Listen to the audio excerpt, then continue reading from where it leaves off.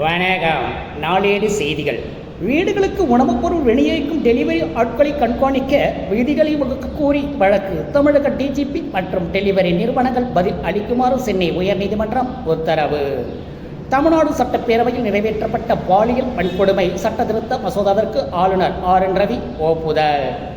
எஜமான் மோடியின் அரசை சீண்டிவிட்டார்களே என மீண்டும் திமுக மீதே பாய்ந்திருக்கிறார் எடப்பாடி. அமைச்சர் பெரியசாமி கடும் தாக்கு. தஞ்சாவூர் பொம்மையாக ஆடிய ஒரு பொம்மை ஆட்சியை நடத்தியவர் எடப்பாடி பழனிசாமி ஒருவராகத்தான் இருக்க முடியும் என்று அமைச்சர் பெரியசாமி எக்ஸ் தளத்தில் பதிவிட்டுள்ளார்.